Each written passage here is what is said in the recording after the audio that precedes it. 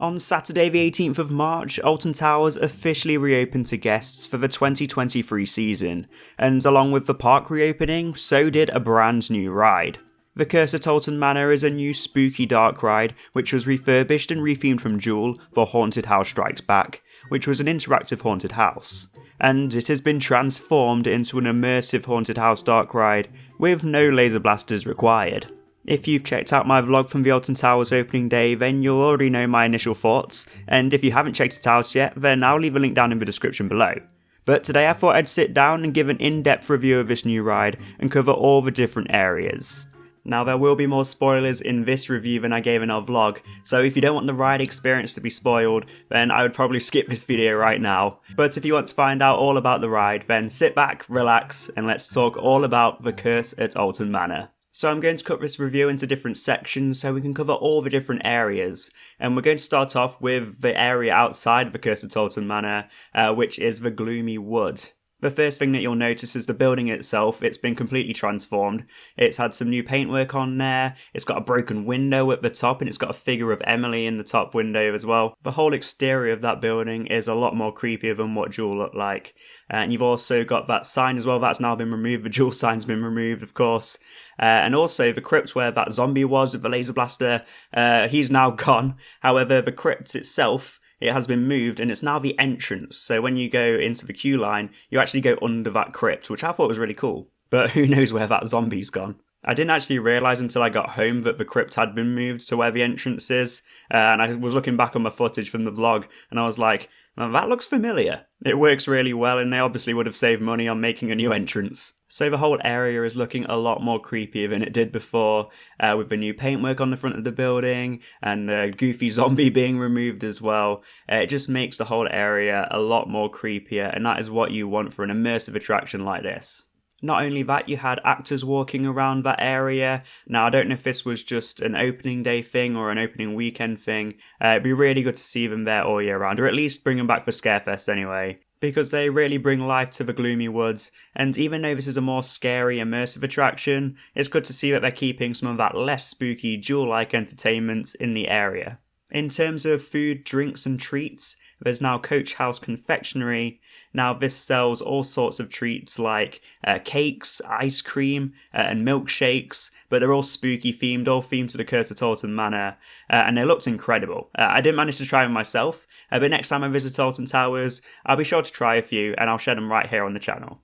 Now there are a lot of Easter eggs in the queue line and in the ride itself, but in the area there is also a few Easter eggs. Next to the Coach House Confectionery you have a hearse and it has the words Doom and Sons on there. Now this was actually a former attraction at Alton Towers, which opened in 1981, and it was actually the original haunted attraction at the park. So yeah, it's really good to see they're throwing it back to that original attraction as they're opening up this brand new attraction in 2023. So before you go onto the ride and before you're even joining the queue line, that whole area builds up the anticipation for the ride. So yeah, the Gloomy Wood gets a 10 out of 10. It's done perfectly.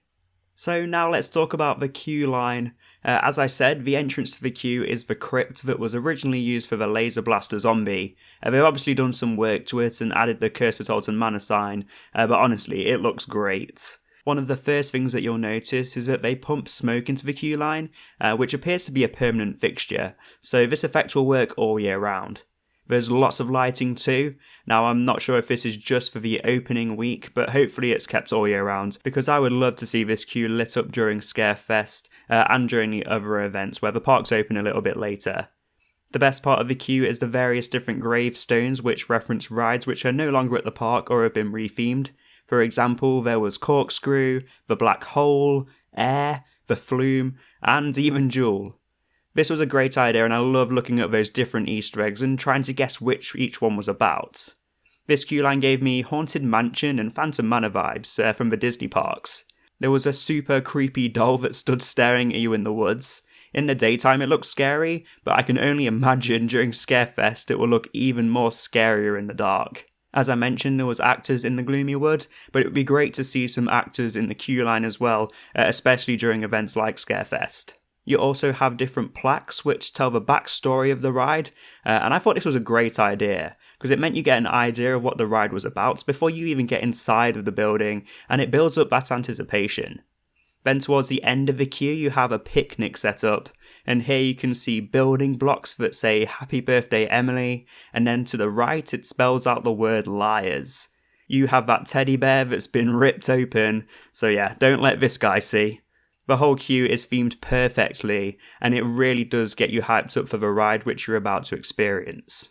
Now I'm going to refer to this as a pre-ride because it's not like an official pre-show like what you get with the likes of The Wicker Man or Hex, or going back to the Disney parks, the Haunted Mansion and the Tower of Terror. So although you do go into a room which has audio and different effects going on around you, which tells the backstory of the ride, it's not like an official pre-show where you stand in a room and the door's shut and you have the show go on. You kind of just go in there and it's just playing on a loop. So what you'll notice when you go into the building before you go onto the ride is that it is pretty similar to what Jewel was like. You have some of the same scenery in there, but what is different is all the different effects, and there's some added scenery and Easter eggs in there as well. You have the Doll's House, which has some brand new projections, and they look fantastic.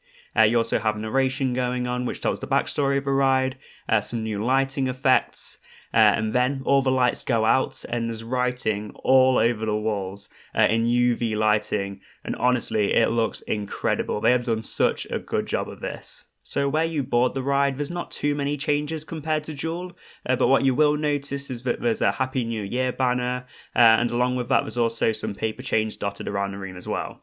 The whole pre-ride section gives off a much creepier vibe than Jewel did. So the goofy ghost train with zombies and silly floating heads are gone, and this whole pre-ride section makes you realise this before you even get onto the ride. Okay, so onto the ride itself now. So the ride system is exactly the same as what Jewel was, there's no changes there, and there's no changes to the layout either. However, the most significant change to the ride system is, of course, the laser blasters have been removed, and each ride vehicle seats 6 people, whereas before I believe it was 3 on the back and 2 in the front. Don't quote me on that, but I think that was the case. But now you've got 6 per ride vehicle. So these next photos I'm going to show you, they were released by Alton Towers a few days before the ride actually opened, so they weren't taken by myself. However, I just wanted to give you a look inside the attraction. As I said, there's no more zombies, no more goofy haunted house stuff. This is a horror attraction with immersive special effects. Now, what I don't like about most modern dark rides is the use of screens. However, the Curse of Alton Manor mixes the use of screens and physical set pieces perfectly. I'd say this is on the same level as Remy's Ratatouille Adventure, where you feel like you've been shrunken down and now you're inside of Emily's doll's house. So you have giant set pieces, there's theming everywhere you look, and it completely immerses you in the experience. The lighting is fantastic, and the effects are some of the best that I've seen. As I said at the very start of the video, there are spoilers here, so if you don't want to hear about the effects used, then I'd turn off now. First of all, the spinning tunnel has finally been turned on after all these years. If you don't know what it is, if you've ever been on Jewel, you will have gone through it, but it's been turned off or /broken, so you won't have actually seen it in full effect. So what it does, when you go through it, because it's turning round, it makes you feel like you're going upside down when you're not. And what's even better about the Curse of Alton Manor is that they've put a clock at the other end of it also spinning round, so it really disorientates you. It is such a great effect, and I am so glad that they have turned this back on. When I first found out that they were refurbing Jewel, I was really hoping that this would be the case, so I'm glad to see that that tunnel is finally spinning again. Honestly, I love it.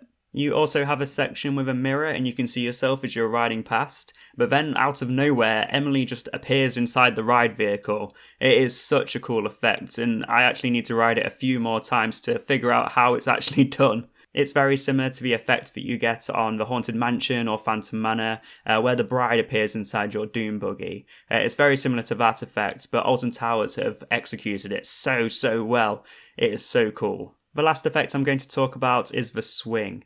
Now, this is personally my favourite part of the ride currently. I'm sure this is going to change the more times I ride it, but currently this is my favourite part of the ride. It's a very creepy part of the ride, because Emily, she's sat on a swing, and she's just there, rocking back and forth on it, and as you go past, if you look behind you, she just disappears out of nowhere, but the swing's still going. It is so good. It's obviously using mirrors, but it's done so well. I just wasn't expecting it at all. The only thing I will say though is that if I didn't look behind me, I wouldn't have actually seen that effect. So what I will say, if you are going on this ride, is make sure to look all around you because there's theming everywhere and you don't want to miss out on any of these effects. So these are just some of my favourite effects in this attraction. At the very end of the ride, you have a giant Emily above your head. She tries to grab you and she shouts, "You're mine," in this super demonic voice. It is so great. I love it. I'd honestly be here all day if I was to go through every piece of scenery and effect in this attraction because there are so many. There's so much going on all around you. The only negative thing I'm going to say about this attraction is that there are some sections where it's complete darkness. There's no scenery or effects. It's just complete blackness. These sections don't go on for too long, so it's not all that bad. However, it would be good to see Alton Towers add some scenery in there, maybe some bits on the walls, possibly.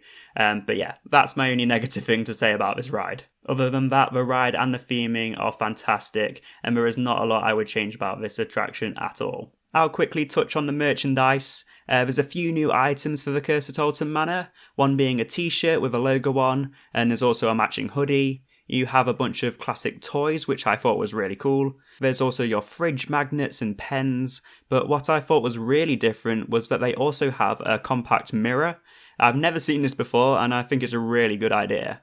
Also in the shop, you have a photo op with a giant chair, and then there's a lot of scenery around the shops with hidden Easter eggs in too. So overall, what do I think of the Curse at Alton Manor? It's fantastic. It gets a solid 8 out of 10 for me. The only thing that knocks it down slightly is those sections where it's complete darkness, but other than that, it is a solid attraction, and I would say it's probably one of the best at Alton Towers currently. And would I say it's one of the best dark rides in the UK? Absolutely. The story, the theming, and the ride itself are all top tier, and I would highly recommend checking it out if you are visiting Alton Towers this year. Now, I did say that this ride is a lot spookier than Jewel, and that is true. However, I still think it would be fine to take younger guests on here. There were no massive jump scares that were too intense, so yeah, I would probably say this is a PG attraction. Honestly, the Curse at Alton Manor is incredible, and if you've already had a chance to go on this ride, then let me know your thoughts down in the comments below. Or if you're visiting later this year and you're excited to ride it, then also let me know too. But that is it for this video. If you did enjoy watching, then please hit that like button to let me know. And if you are new around here, then please consider hitting that subscribe button and ringing that notification bell so you don't miss a single thing, because we make plenty of theme park and adventure videos here, which you don't want to miss. Thank you all for watching, and I will see you in the next one.